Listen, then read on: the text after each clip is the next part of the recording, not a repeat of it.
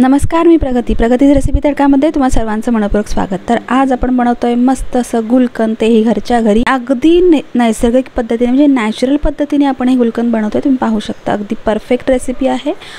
तर अगदी सुंदर असं आणि सुवासिक आपलं अगदी आम्ही गावठी गुलाबापासून बनवलेलं गुलकंद आहे, त्यामुळे अगदी सुवासिक छान असं गुलकंद बनवून तयार झालेलं आहे। तर रेसिपीला सुरुवात करूया। इथे मी हे गावठी गुलाब घेतलेले आहेत आणि साधारण 1 किलो सव्वा किलो हे गुलाब आहेत। तर अशा प्रकारे असतात गावठी गुलाब, याला फार सुंदर असा सुवास असतो, अगदी सुवासिक असे हे गुलाब असतात आणि अगदी फ्रेश असे गुलाब आहेत।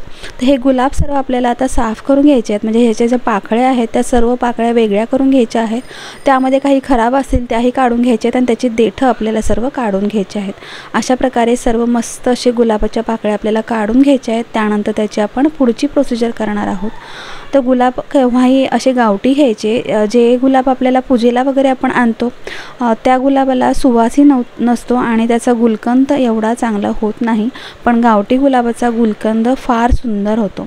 तर अशा प्रकारे माझे सर्व गुलाबाच्या पाकळ्या इथे काढून झालेल्या आहेत। तुम्ही पाहू शकता अगदी छान फ्रेश असे सर्व गुलाब आहेत आणि सुंदर अशा पाकळ्या मऊ मस्त मखमलीसारख्या आहेत। याला आता व्यवस्थित असं भरपूर पाणी घालून 2 ते 3 वेळा आपल्याला स्वच्छ धुवून घ्यायचं आहे।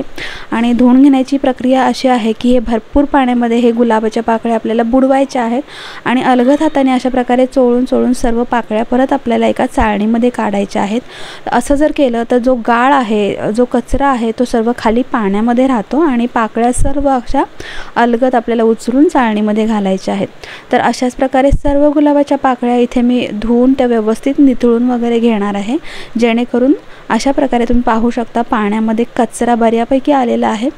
तर अशा प्रकारे सर्व गुलाबाच्या पाकळ्या धुवून झालेल्या आहेत। आता एका सुती कपड्यावर ह्या पाकळ्या आपल्याला फॅन खाली सर्व पाणी, अगदी त्यातलं पाणी सर्व जाईपर्यंत फॅन खाली सुकवायचे आहे। तर साधारण 1 तासाभरामध्ये ह्या पाकळ्या छान अशा सुकतात। थोड्याशा हाताने थोड्या वेळाने आपल्याला हलवायच्या आहेत, त्यामुळे पाकळ्या व्यवस्थित सुकतात। अशा प्रकारे हाताने जर हलवल्या तर पाकळ्या मस्त सुकतात। तासाभराने सर्व पाकळ्या आपल्या सुकून झालेल्या आहेत। तुम्ही इथे पाहू शकता सर्व पाकळ्या मी इथे एका परातीत घेतलेल्या आहेत। तर पुढची प्रोसिजर करायची आहे, त्यासाठी जो पातेल आपण मोठं घेतलं होतं पाकळ्या धुवायला, त्याच पातेल्यामध्ये हे थोडंसं मी गुलाबाच्या पाकळ्या टाकून घेतले। त्याच्यामध्ये आता मी इथे साखर घालणार आहे। तर साखरचं मेजरमेंट असं घ्यायचं आहे की सव्वा किलो गुलाबाच्या पाकळ्या, त्यातला समजा पाव किलो जर कचरा गेला असेल तर 1 किलो आपल्याकडे गुलाबाच्या पाकळ्या आहेत, तर साधारण मी इथे पाऊण किलो साखर घालणार आहे। तर साखरेऐवजी तुम्ही इथे खडी साखरही घातली तरी चालेल। तर इथे अशी प्रोसिजर आहे की तुम्ही पाहू शकता थोडीशी साखर आणि थोड्याशा गुलाबाच्या पाकळ्या हातावर घेऊन दोन्ही हाताने अशा चुरून ती साखर त्या गुलाबाच्या पाकळ्यांना चोळायची आहे। अक्षरशः ते व्यवस्थित असं एकजीव झालं पाहिजे अशा प्रकारे। तर सर्वच पाकळ्या मी इथे थोड्या करून एक 800 ग्राम साखर इथे मी यूज केलेली आहे।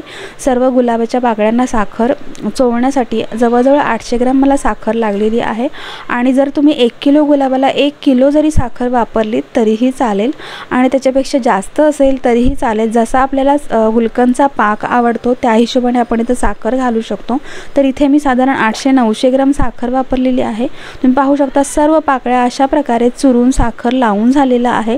तर ही अगदी नॅचरल प्रोसेस आहे, याला आपण कोणत्याही मशीनचा किंवा गॅसचा काहीही वापर न करता अगदी नॅचरल म्हणजे नैसर्गिक पद्धतीने हा गुलकंद बनवणार आहे। आणि हा गुलकंद फार औषधी असतो, कारण ज्यांना रक्त कमीचा प्रॉब्लेम असतो त्यांच्यासाठी सर्वांसाठी फार उपयोगी आहे। आणि मेन म्हणजे आता उन्हाळा येतोय, तर उन्हाळ्यामध्ये बऱ्यापैकी गुलकंदाचा सर्वांनी सेवन केलं पाहिजे, तर फार चांगले रिझल्ट असतात। तर इथे मी काचेच्या स्वच्छ ज्या बरणीमध्ये सर्व हा गुलकंद, गुलाबाच्या पाकळ्या आणि साखरचा चुरा आहे तो भरून ठेवलेला आहे। आणि उन्हामध्ये साधारण 1 महिना आपल्याला हे ठेवून द्यायचं आहे। रोजच्या रोज व्यवस्थित वर खाली करून हा गुलकंद अशा प्रकारे मी 1 महिना उन्हामध्ये ठेवला होता आणि अशा प्रकारे त्याचा गुलकंद बनवून तयार झालेला आहे।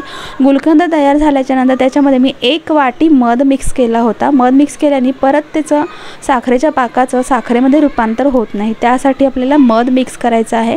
आणि इथे आपला गुलकंद छान असा बनवून तयार झालेला आहे, फार सुवासिक असा। तर कोणतेही एक्स्ट्रा इंग्रेडियंट्स आपण याच्यामध्ये नाही यूज केले, फक्त साखर, गुलाबाच्या पाकळ्या आणि सर्वात शेवटी आपल्याला याच्यामध्ये जेव्हा गुलकंद बऱ्यापैकी तयार होतं तेव्हा त्याच्यामध्ये 1 वाटी मध घालायचं आहे 1 किलो गुलकंदसाठी। तर पाहू शकता मस्त असा आपला इथे गुलकंद बनवून तयार झालेला आहे। तुम्हाला ही गुलकंदची रेसिपी आवडली असेल तर नक्की कमेंट करून सांगा आणि तुम्ही माझं चॅनल अजून सबस्क्राईब केलं नसेल तर सबस्क्राईब करा, लाईक करा, शेअर करा आणि बेल आयकॉन प्रेस करा, जेणेकरून अशा प्रकारच्या नवीन रेसिपीज जेव्हा मी अपलोड करत असते तेव्हा त्याचे नोटिफिकेशन तुम्हाला मिळत जातील। तर पुन्हा भेटूया अशाच एका नवीन रेसिपीसोबत, तोपर्यंत धन्यवाद।